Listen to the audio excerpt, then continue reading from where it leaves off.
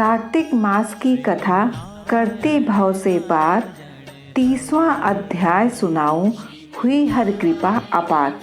राधे राधे दोस्तों, आप सभी का आपके अपने चैनल धर्म शक्ति में स्वागत है। माता लक्ष्मी और श्रीमन नारायण की कृपा आप और आपके परिवार पर सदैव बनी रहे। चलिए अब हम सभी लोग श्री हरि और माता लक्ष्मी के चरणों का ध्यान करते हुए कार्तिक मास के 30वें दिन की कथा का श्रवण करते हैं। भगवान श्री कृष्ण सत्यभामा से बोले, हे प्रिय, नारद जी के यह वचन सुनकर महाराजा पृथु बहुत आश्चर्यचकित हुए। अंत में उन्होंने नारद जी का पूजन करके उनको विदा किया। इसीलिए माघ, कार्तिक और एकादशी यह 3 व्रत मुझे अत्यधिक प्रिय है। वनस्पतियों में तुलसी, महीनों में कार्तिक, तिथियों में एकादशी और क्षेत्रों में प्रयाग मुझे बहुत प्रिय हैं। जो मनुष्य इंद्रियों पर विजय प्राप्त कर इनका सेवन करता है, वह मुझे यज्ञ करने वाले मनुष्य से भी ज्यादा अधिक प्रिय है। जो मनुष्य विधि पूर्वक इनकी सेवा करते हैं, मेरी कृपा से उन्हें समस्त पापों से छुटकारा मिल जाता है। भगवान श्री कृष्ण के वचन सुनकर सत्यभामा ने कहा, हे प्रभु, आपने बहुत ही अद्भुत बात कही है कि दूसरे के लिए पुण्य के फल से कलह की मुक्ति हो गई। यह प्रभावशाली कार्तिक मास आपको अधिक प्रिय है, जिससे पति द्रोह का पाप केवल स्नान के पुण्य से ही नष्ट हो जाता है। दूसरे मनुष्य द्वारा किया हुआ पुण्य उसके देने से किस प्रकार मिल जाता है, यह आप मुझे बताने की कृपा करें। श्री कृष्ण भगवान बोले, प्रिय, जिस कर्म द्वारा बिना दिया हुआ पुण्य और पाप मिलता है, उसे ध्यान पूर्वक सुनो। सतयुग में देश, ग्राम तथा कुलों को दिया हुआ पुण्य या पाप मिलता था, किंतु कलयुग में केवल कर्ता को ही पाप तथा पुण्य का फल भोगना पड़ता है। संसर्ग न करने पर भी वह व्यवस्था की गई है और संसर्ग से पाप व पुण्य दूसरे को मिलते हैं, उसकी व्यवस्था भी सुनो। पढ़ाना, यज्ञ कराना और एक साथ भोजन करने से पाप पुण्य का आधा फल मिलता है। एक आसन पर बैठने तथा सवारी पर चढ़ने से, श्वास के आने जाने से पुण्य व पाप का चौथा भाग जीव मात्र को मिलता है। छूने से, भोजन करने से और दूसरे की स्तुति करने से पुण्य और पाप का 6वां भाग मिलता है। दूसरे की निंदा, चुगली और धिक्कार करने से उसका 7वां भाग मिलता है। पुण्य करने वाले मनुष्य की जो कोई सेवा करता है, वह सेवा का भाग लेता है और अपना पुण्य उसे देता है। नौकर और शिष्य के अतिरिक्त जो मनुष्य दूसरे से सेवा करवाकर उसे पैसे नहीं देता, वह सेवक उसके पुण्य का भागी होता है। जो व्यक्ति पंक्ति में बैठे हुए भोजन करने वालों की पत्तल लांघता है, वह उसे अपने पुण्य का 6वां भाग देता है। स्थान तथा ध्यान आदि करते हुए मनुष्य से जो व्यक्ति बातचीत करता है या उसे छूता है, वह अपने पुण्य का 6वां भाग दे डालता है। जो मनुष्य धर्म के कार्य के लिए दूसरों से धन मांगता है, वह पुण्य का भागी होता है।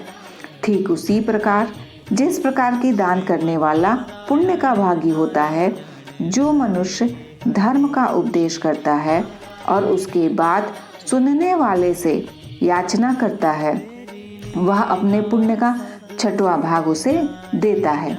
जो मनुष्य दूसरों का धन चुराकर उससे धर्म कराता है, वह चोरी का फल भोगता है और शीघ्र ही निर्धन हो जाता है। और जिसका धन चुराता है, वह पुण्य का भागी होता है। बिना ऋण उतारे जो मनुष्य मृत्यु को प्राप्त होता है, उनको ऋण देने वाले सज्जन पुरुष पुण्य के भागी होते हैं। शिक्षा देने वाला, सलाह देने वाला, सामग्री को जुटाने वाला तथा प्रेरणा देने वाला, यह पाप और पुण्य के 6ठे भाग को प्राप्त करते हैं। राजा प्रजा के पाप पुण्य के साष्टांग का भोगी होता है। गुरु शिष्यों का, पति पत्नी का, पिता पुत्र का, स्त्री पति के लिए पुण्य का 6ठा भाग पाती है। पति को प्रसन्न करने वाली आज्ञाकारी स्त्री पति के लिए पुण्य का आधा भाग ले जाती है। जो पुण्यात्मा पराये लोगों को दान करते हैं वह उनके पुण्य का छठा भाग प्राप्त करते हैं। जीविका देने वाला मनुष्य जीविका ग्रहण करने वाले मनुष्य के पुण्य के छठे भाग को प्राप्त करता है। इस प्रकार दूसरों के लिए पुण्य अथवा पाप बिना दिए भी दूसरे को मिल सकते हैं, किंतु यह नियम जो कि मैंने बतलाए हैं ये कलयुग में लागू नहीं होते। कलयुग में तो एकमात्र कर्ता को ही अपने पाप व पुण्य भोगने पड़ते हैं। इस संबंध में एक बड़ा पुराना इतिहास है जो कि पवित्र भी है और बुद्धि प्रदान करने वाला भी है। उसे ध्यान पूर्वक सुनो। अब आगे की कथा आप 31वें अध्याय में श्रवण करेंगे। आज की कथा यहीं पर संपूर्ण होती है। आइए अब सुनते हैं कार्तिक मास में सुनने वाली पीपल और पथवारी की कहानी।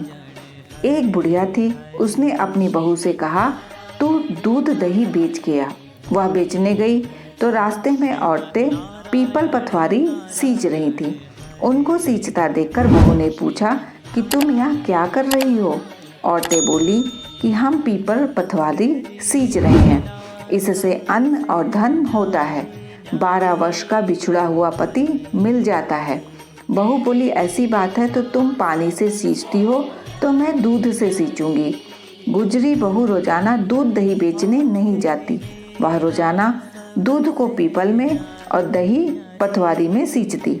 सास दूध दही का दाम मांगती तो कह देती महीना पूरा हो जाने पर ला कर दूंगी। कार्तिक का महीना पूरा हो गया। पूर्णिमा के दिन बहू पीपल पथवारी के पास जाकर बैठ गई। पथवारी ने पूछा, तुम मेरे पास क्यों बैठ गई? बहू बोली कि सास दूध दही का दाम मांगेगी। पीपल पथवारी बोली कि मेरे पास क्या दाम रखा है, ये भरा डिंडा पान पतूरा इसको ले जा। बहू ने वही ले जाकर कोठरी में रख दिया और डर के मारे कपड़ा ओढ़कर सो गई। सास बोली, पैसे ले आई बहू? बहू बोली, कोठरी में रखे हैं। सासू ने कोठरी खोल के देखी तो देखा हीरा मोती जगमगा रहे हैं। सासू बोली, बहू इतना धन कहाँ से लाई? बहू ने आकर देखा तो सच्ची में ही धन भरा हुआ था। बहू ने सास को सारी बात बता दी। सास ने कहा, अब की कार्तिक मैं भी पथवारी सींचूंगी। कार्तिक आया। सास दूध दही तो बेच आती, हांडी धोकर पीपल पथवारी में चढ़ा देती।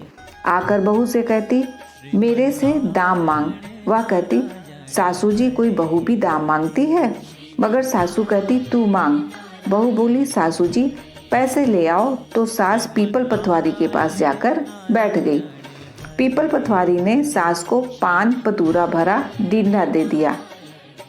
उसने ले जाकर कोठरी में रख दिया। बहू ने खोलकर देखा तो उसमें कीड़े मकोड़े बिलबिला रहे हैं। बहू ने कहा, सासू जी यह क्या? सास ने आकर देखा और बोलने लगी, पीपल पथवारी बड़ी दोगली पटपीटन है, इसको तो धन दिया, मुझको कीड़ा मकोड़ा दिया। तब सब कोई बोलने लगे कि बहू तो सत की भूखी सींची थी, तुम धन की भूखी।